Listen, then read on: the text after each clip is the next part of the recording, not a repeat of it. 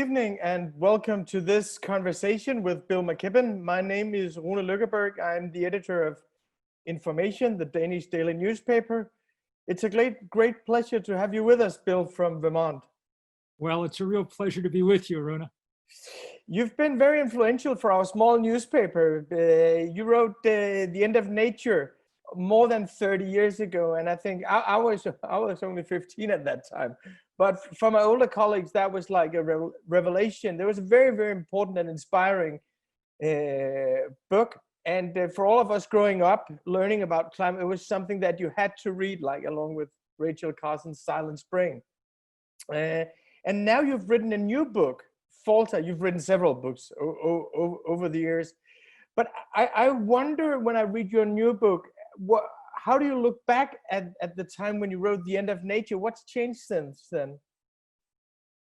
Well, 30 years ago, we were issuing warnings about what was going to happen if we didn't do what we should do. And then we didn't do what we should have done. And now we're issuing kind of bulletins from the front line in a war, you know? I mean, look at the last 6 months.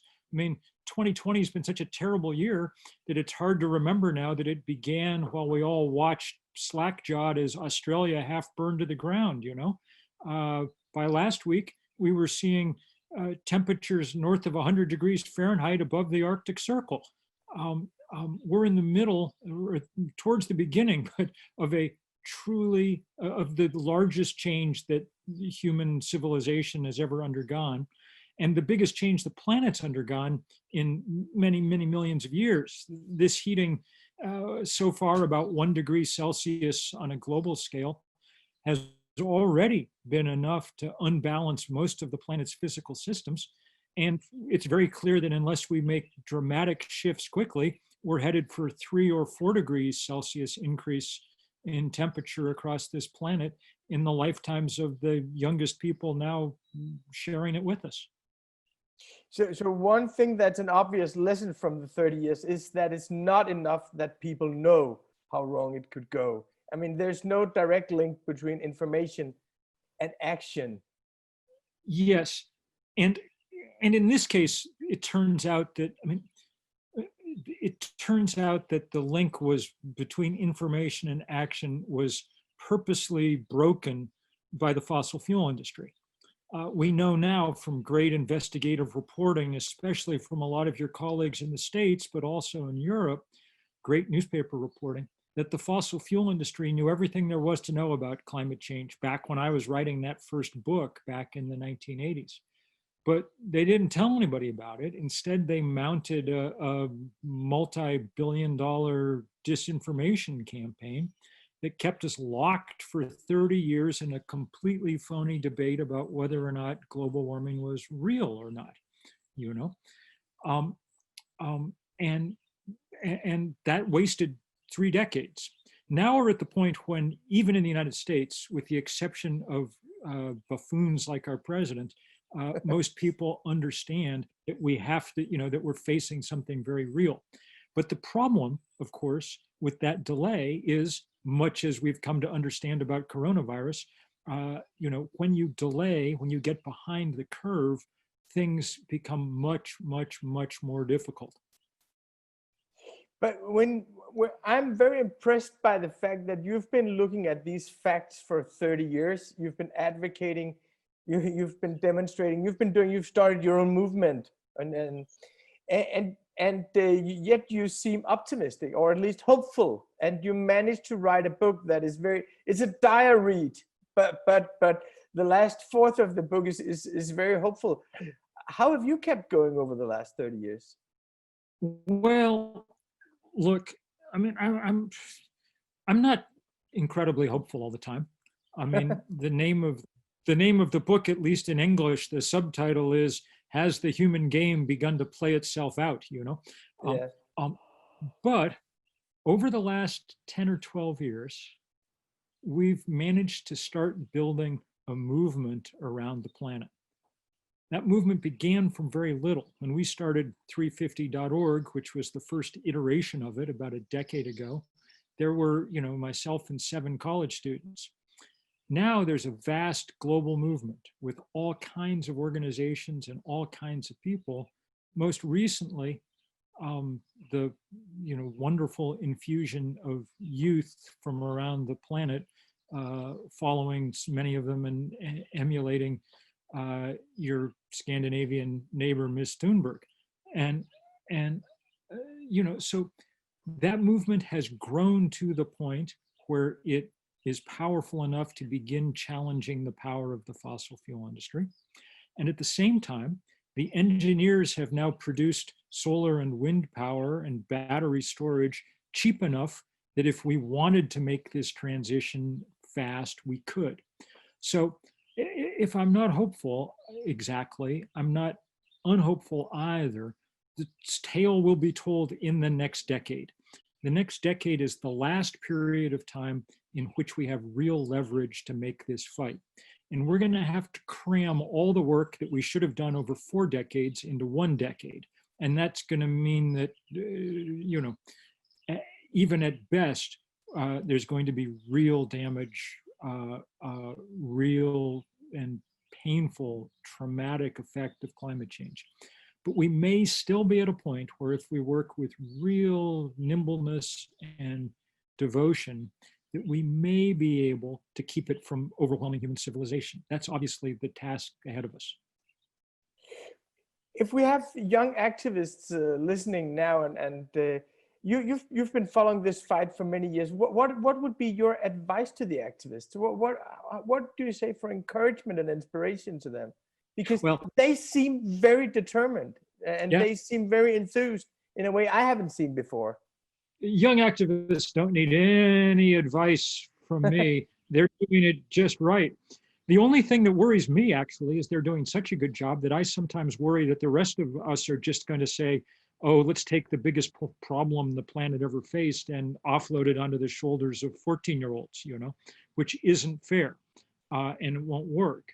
Young people need to keep reminding old people that it is our political power and financial power that provides the leverage that their moral power needs to make the changes that we face. Here in Europe, I've been very overwhelmed by the impact of this youth movement, both of course in Denmark, but we're a small privileged country. So that is no big surprise, but even the European Union, 1 year ago, it was unthinkable that they would produce a Green New Deal proposition. And it was unthinkable that the leader of the European Commission, who's a Christian Democrat from Germany, that she would come up with something as ambitious as what she actually has come up with. How do you see the impact in America? Well, so there's a confluence of things going on here. There's movement building, there's technological opportunity, and there's the growing dread that comes from the one horrible fire, flood, storm after another. And those really are combining to produce some demand for action. In the US, of course, it's harder because this is the absolute center of the fossil fuel industry. And they're in complete control of one of our political parties. And so it's extremely difficult to get action. But as you may have heard, we're having an election later this year in the States. And it's clearly the last opportunity in the time frame that makes sense for real change. And there's at least the possibility of that real change. The Democratic Party yesterday released a big, broad document on climate change. And it's not where we need it to be, but it goes much further than any political party in this country has ever gone. And so we'll see. If we can break the stranglehold of the fossil fuel industry on our political life, we're capable of making real change.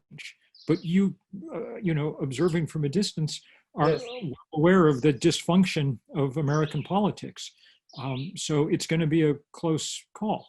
The one thing I will say is, of all Trump's policies, which are now, most of them, thank God, polling badly. But the one that polls the worst, the one that people are most aggrieved about, was his decision to remove the US from the Paris Climate Accords. That the country that had put more carbon into the atmosphere than any other became the only country on the planet not willing to join in the global effort to do something about it. That was, that struck an awful lot of people happily here as disgusting, which it was. So I think there's some possibility for rapid change, but one should not underestimate the power of the fossil fuel industry. That's why it's been so important, and this is someplace where Europe could be a big help, to keep leaning particularly on the financial institutions, Yes. the banks, the insurance companies, and the asset managers that provide the financial lifeline to the fossil fuel industry. You know, we started about a decade ago now this divestment campaign. Naomi Klein and I, kind of the writer and American intellectual, sort of dreamed it up. And we started, it was very small and we had no idea how it would go. We're now at $14 trillion in endowments and portfolios that have divested in part or in whole from fossil fuel. In the last few weeks, both the Pope and the Queen have announced their plans to divest their holdings from fossil fuel. I don't know, you know, sort of who, maybe Beyonce we need next or something, but we definitely need all the pension funds in places like Denmark to be joining in this fight. We've got to put the squeeze on this industry in every way we can to politically weaken it so it can no longer stop progress. That's actually one point where I'm quite optimistic about what's going on in Europe at the moment, because, you know, the European Central Bank, they made these new restrictions that if you invest in fossil fuel industries, you have to have more capital. So it's a lot more expensive. And there was an investment manager from a pension fund the other day who told me that this is like when Apple took over the cell phone market, that fossil fuel industries like Nokia, and now Apple is coming. So this is where actually I'm very hopeful that here in Europe, the investments are moving in that direction.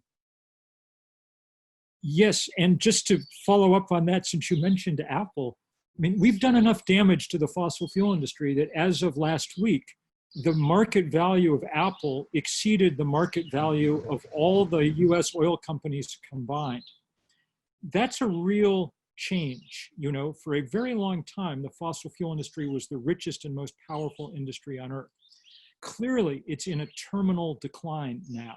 I mean, sun and wind can do the job better, cheaper, cleaner. So over the long run, it has no hope. The fossil fuel industry is playing now to try and maintain its business model for another couple of decades.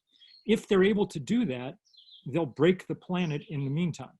So our job is to make sure that their business model ends sooner rather than later.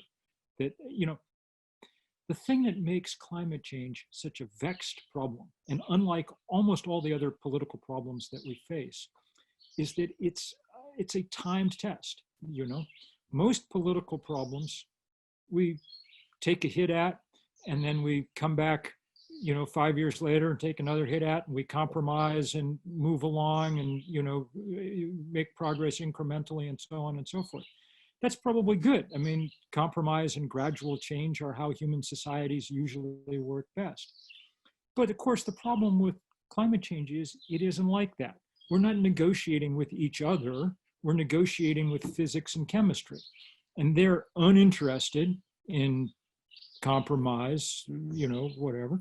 And they've set a time limit. I mean, the IPCC told us in 2018 that if we hadn't made fundamental transformations in our energy systems by 2030, which they defined as cutting emissions in half, then our chances of meeting the Paris climate targets were nil. So that's the challenge. That's where we are. Can we do this fast? Looking at it here from Denmark, of course, we most of us, almost all of us, we want Joe Biden to win. But there are like two views on Joe Biden. One is that he's always been at the center of the party. So if there's a very strong green movement, we have the Sunrise Movement, you have the young activists. If there's a very strong movement, they will force him to make something comparable to a Green New Deal. That's the optimistic view. Then there's the other view that he's just part of the establishment, and he will not be able to make the radical policies that are needed. Where are you on that? Well, look, I mean, Biden wasn't my candidate of choice. I'm a Vermonter, so you can figure out who, you know, who. But you know, and he's not a person who has strong opinions in the past on these things. So I actually think that works to our advantage. I think the reason for, I mean, I never think that the answer to political problems is just you elect someone and they solve them for you. At least in the US, that's not how it works. What you try to do in our system is elect people that you can pressure. Like, to give you an example, I worked hard to elect Barack Obama president of the United States.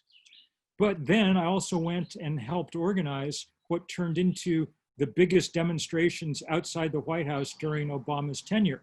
These were the demonstrations at the start of the battle over the Keystone Pipeline, which became the first shot in what's now a kind of global war against fossil fuel infrastructure. And we had hundreds of thousands of people in the streets in Washington because we'd elected someone that we were able to pressure.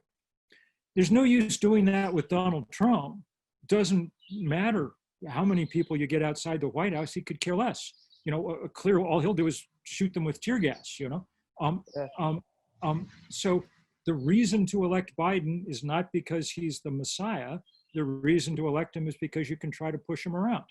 And push him around is what we'll need to do. That's what the Sunrise Movement and all these groups, you know, that's what we all work to do. And, you know, it'll be equally important in the US to elect Congress, especially a Senate that's under the control of the Democrats. Our system is set up to make change difficult. And so if the Republicans maintain control of any part of the government, change will be very difficult. And so this is a really, really critical election. But it's also worth remembering, to go back to what we were talking about before, that political power is only one of two levers that we need to pull. There's two levers big enough to make a difference here. One is the political lever and the other is the financial one. And I think at this point, it's possible that the financial one may be even more important. You know, if we get change in Washington, that'll be good, but it will come somewhat slowly at best. And, you know, Washington no longer controls the world, probably much for the better. If you get change on Wall Street and in the city of London and, you know, maybe Tokyo, the change can come very quickly. Yes. You know, things are reflected on the stock market in a matter of minutes. And change can come globally. You know, Wall Street, Washington may not kind of control the world anymore, but Wall Street still kind of does, you know? Yeah. So it's why we've spent so much time. I got arrested in January in the lobby of the Chase Bank branch nearest the US Capitol. Jane Fonda was on the other side of the glass out on the street, sort of cheering us on as part of her series. And we did that to launch a campaign against Chase Bank, JP Morgan Chase, which is the biggest bank in the world and by far the biggest fossil fuel lender in the world. They've lent something like $250 billion to the fossil fuel industry since the Paris Climate Accords were signed. We need them to stop doing that, and we can get them to stop doing that. It's very hard to get Exxon or BP or Total or anybody to stop, any of the fossil fuel companies to stop doing what they're doing, because that's their core business. All they really know how to do is dig things up and burn them, okay? And it's difficult for them to switch. But it's not Chase's core business. They've lent $250 billion, but that's only about 7% of their portfolio. So if people really put the squeeze on them, then we can make big shifts happen quickly. So politics is important, but politics gets all the attention.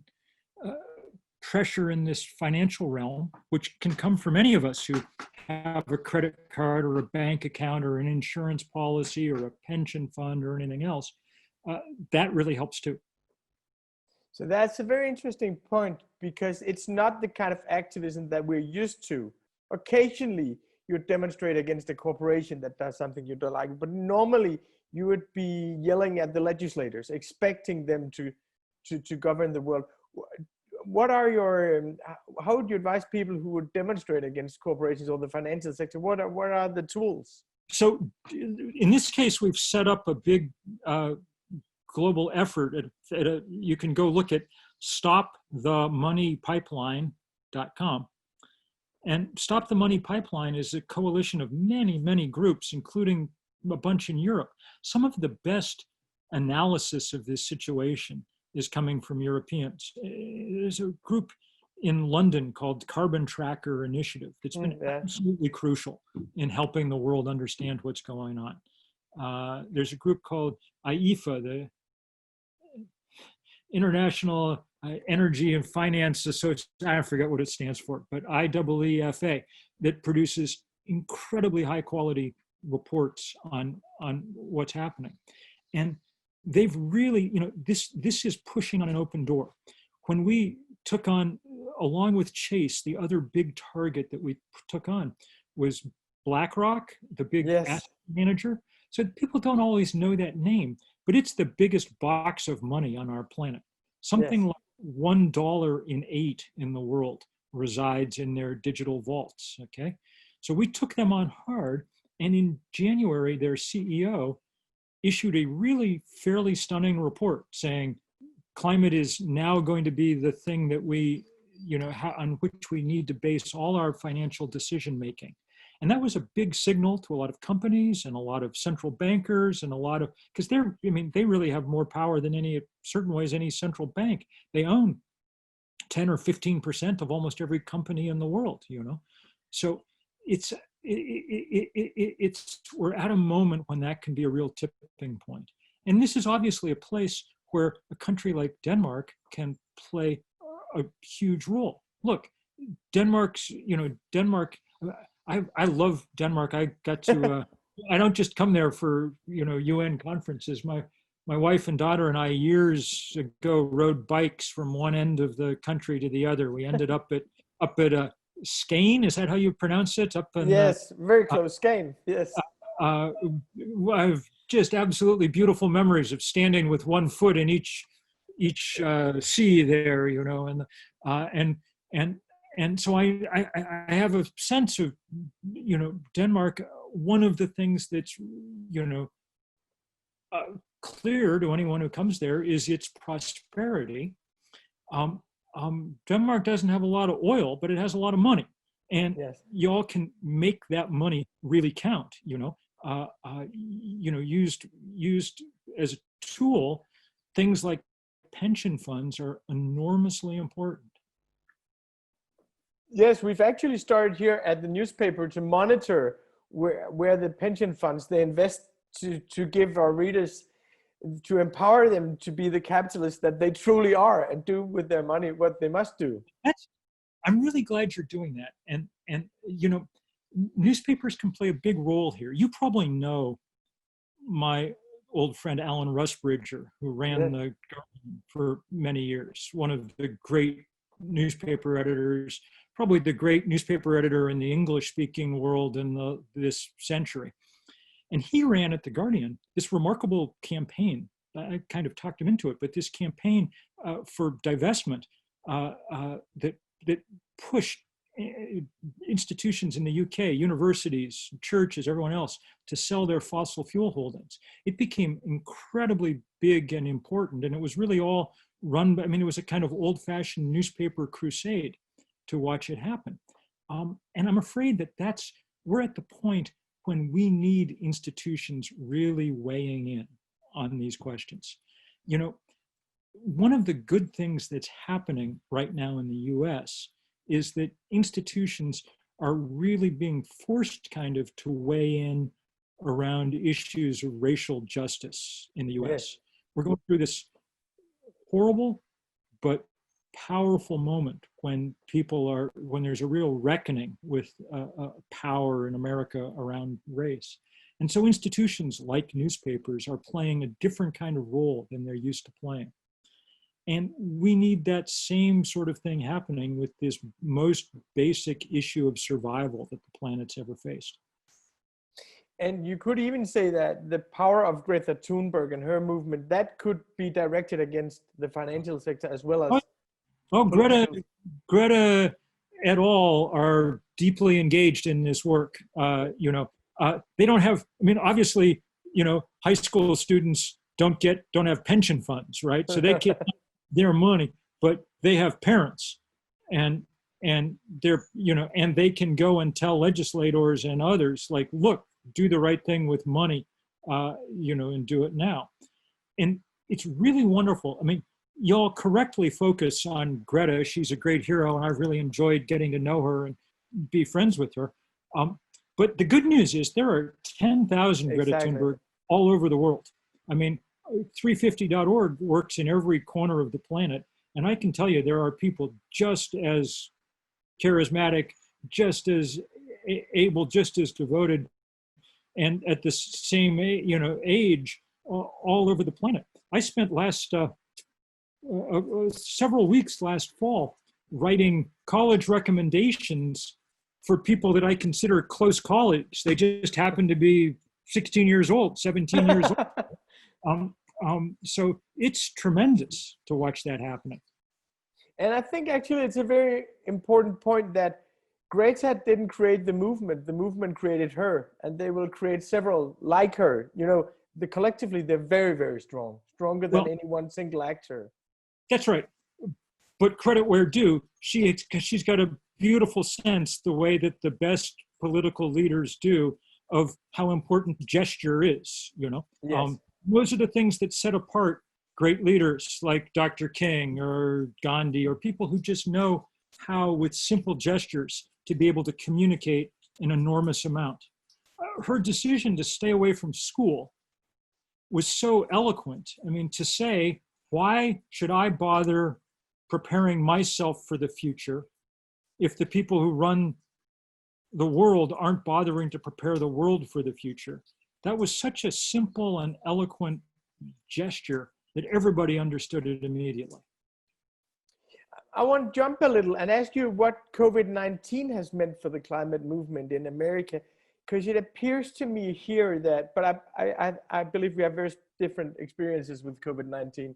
But here it sounds very banal, but people have been forced to recognize the importance of physical reality. It's like physical reality as something you must obey has reintroduced itself into the human theater here. Amen. That's what I've been saying from the beginning. I went on 60 Minutes, which is our big TV program, right at the start of this pandemic. And that was one of the things that I said. Of course, Americans aren't good with physical reality because, our president is an idiot. And he's refused to, he thought we were going to, it was all a hoax, or that it was going to go away by itself, or that the heat would cure it, or that you could inject yourself with bleach, or you could drink hydroxy, whatever the hell it was called, and it would go away. This is what happens when, dumb people are in charge of things. And so, it only takes 20 or 30% of the population not cooperating to make it impossible to do things like stop the spread of a virus.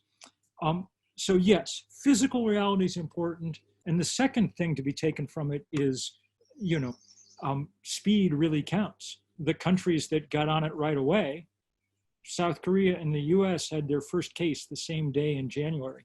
South Koreans just went to work, and the US didn't. So the message from climate for that is, cut the curve as quickly as you can, get ahead of the problem, not behind it. The third lesson from the coronavirus that I think is probably most key of all for Americans anyway is social solidarity, social trust really matters. You know, I've lived most of my adult life in the dark shadow of Ronald Reagan. He was the one that changed our political life, and he did it with this idea that markets were going to solve all problems. You know, his most famous line in his speeches always was, "The 9 scariest words in the English language are, I'm from the government and I'm here to help." You know, ha ha ha. Well, I mean, Americans have believed that, and they you know, have largely destroyed our government in the process. But it turns out the scariest words are things like, we've run out of ventilators, or the hillside behind your house is on fire now. And you can't solve those one person at a time. You can only solve them as a society. So I hope that that's the lesson that we take here from the coronavirus crisis. And I hope that we understand it when it applies to the climate crisis on a global scale. There's no way, they don't call it global warming for nothing. There's no way to solve this problem without taking it on as an entire planet. I remember after the financial crisis, that is 12 years ago, that we were all writing stories that this is the end of market fundamentalism. This is the death of neoliberalism. Now we've been exposed to the unfairness of the financial sector and how unequal our societies have become. And they were built on the great promise of Lyndon B. Johnson and Franklin D. Roosevelt. And we expected, because we had seen how failed our nations were socially, we expected something else to happen. Do you think the same thing will happen this time, that you've seen how unequal your societies are? And then it will go on? Or do you think this will inspire real change in America? Well, I mean, who knows? This is definitely a bigger shock to the system than 2008.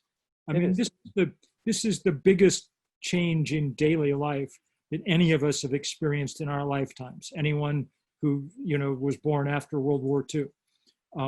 This is the, you know, I mean, everybody stayed at home for months in the, you know, much of the US. Like, I mean, it was huge. So my guess is that it will sink in more powerfully.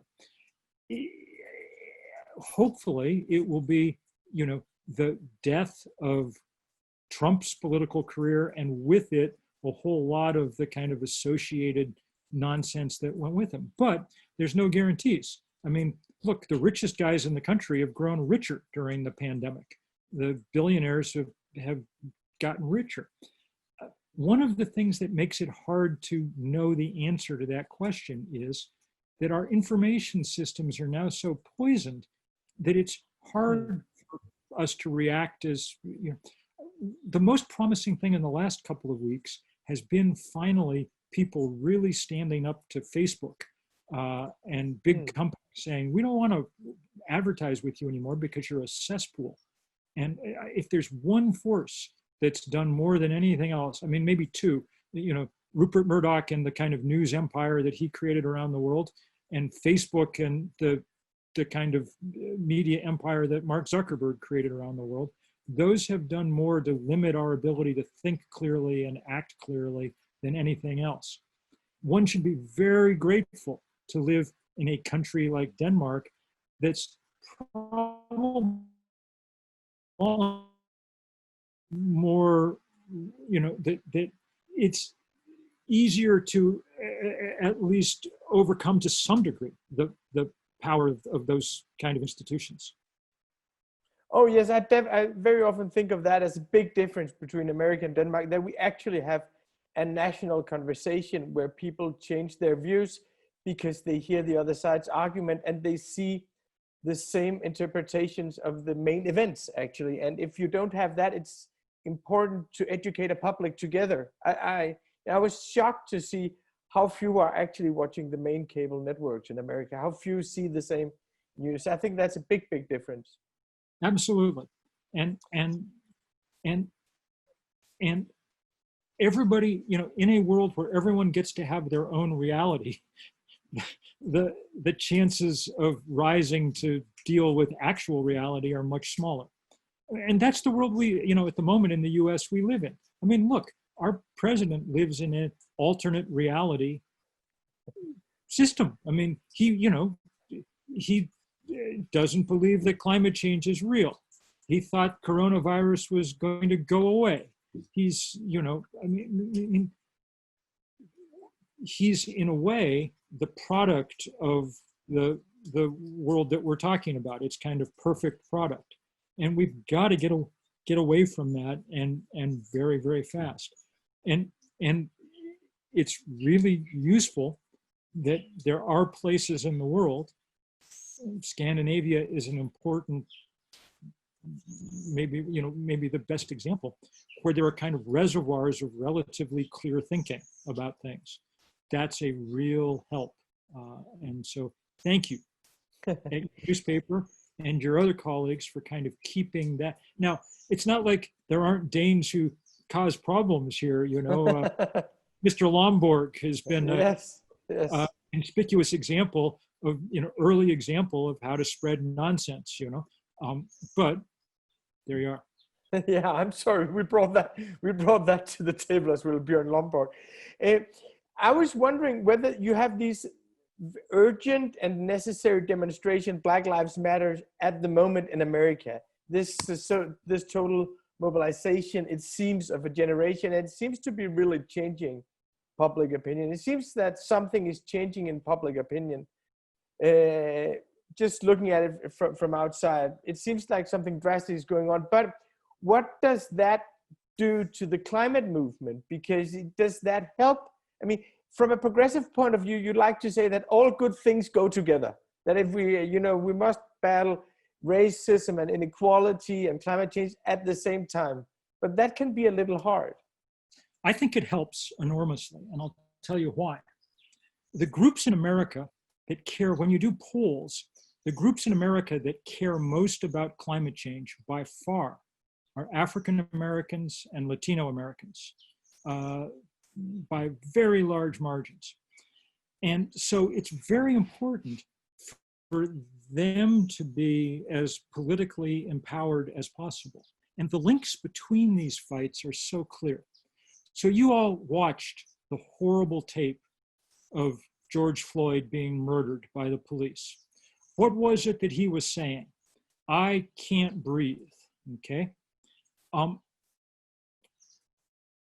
African Americans are 3 times as likely as white Americans to have asthma because they live in the places that are polluted by the fossil fuel industry. They can't breathe. Those links around environmental justice and climate justice are getting made in new ways, and it's very powerful and very important. So you actually think that what is coming together now is a progressive movement that is very broad and that will also strengthen the climate change? Absolutely. I think that around justice, justice is the key word now in the United States. And that word is increasingly understood to include not just the freedom from having a police force that's going to kill you, but the freedom from having air that's going to kill you, the freedom from having heat that's going to kill you.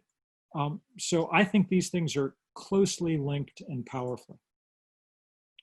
Well, that's a very hopeful message. I have one last question for you, because you've been writing about this issue for 30 years, and we all know that it's very difficult because at the one time you must tell people how hard it is, and you must present the problems objectively, and you must not be afraid to be alarmist.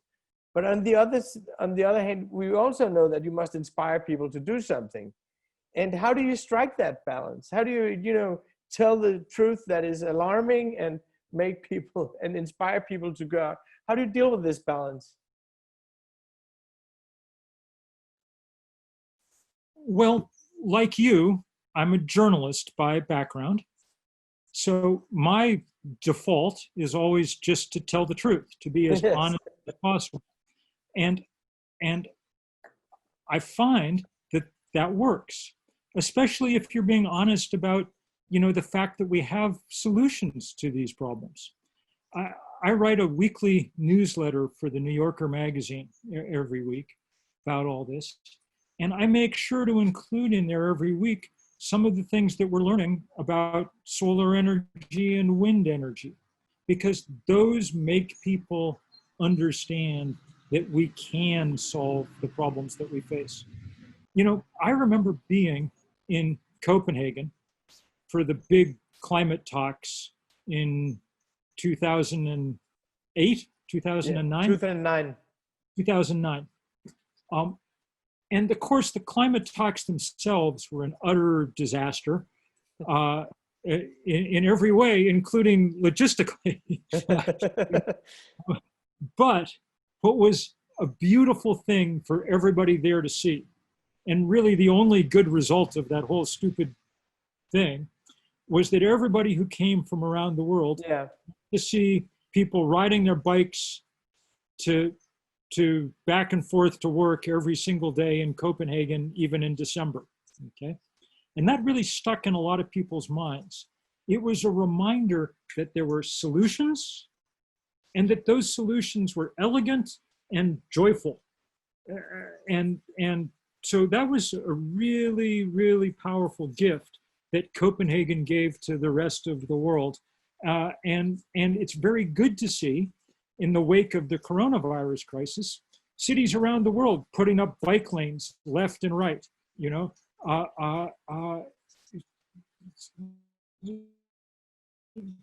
Denmark's given a number of gifts to the world, but the modern bike metropolis may be one of its most important. Thank you very much, and thank you for taking your time. It's been wonderful talking to you. Thank you very much, Bill, for talking to us. All right, you take care. Thank you. So on.